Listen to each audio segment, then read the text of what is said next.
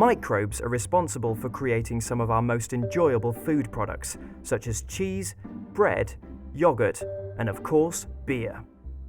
But other microbes, such as Salmonella, Listeria, or E. coli 0157, can do us a great deal of harm.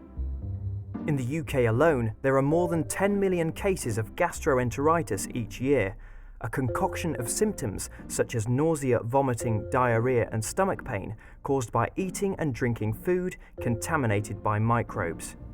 Since ancient times, we have done our utmost to keep them out.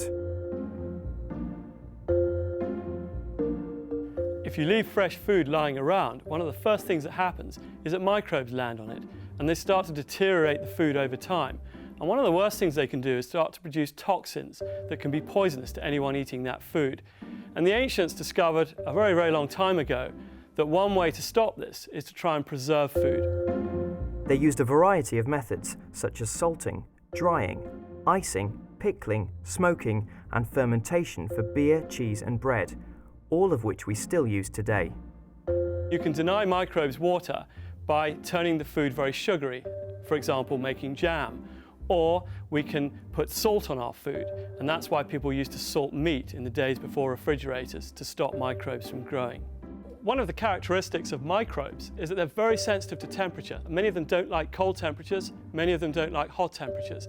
And so we can preserve food by changing its temperature. And one way in which we do this is to put food in a refrigerator. We also boil food. That's a very common way to preserve it. And the way in which that's working is to kill microbes that can't really grow at high temperatures. Boiling doesn't kill all the microbes, just most of them. Some bacteria are actually resistant to the temperature of boiling water, which is 100 degrees Celsius.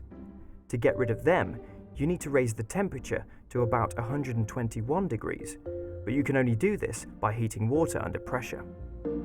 A common method of food preservation using this technique is canning, which was developed by the French confectioner Nicolas Appert.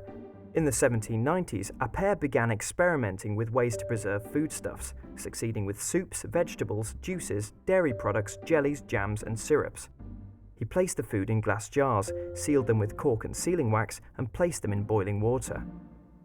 And then there's alcohol and acid. Many microbes can't survive alcohol, whereas yeast can, which makes it an effective form of preservation. Acid conditions, such as vinegar or pickling, are also inhospitable environments for microbes. Pickling to keep out microbes is responsible for some of our most famous brands. In 1922, in Burton, Staffordshire, Cross and Blackwell produced the very first jar of Branston pickle. 28 million jars of it are now sold every year, still keeping out the microbes as it did 90 years ago. One thing you have to remember is that if you refrigerate food and the microbes on it, you only slow down the growth of the microbes. You don't actually kill them. So, when you get back from holiday, all might not quite be as you left it.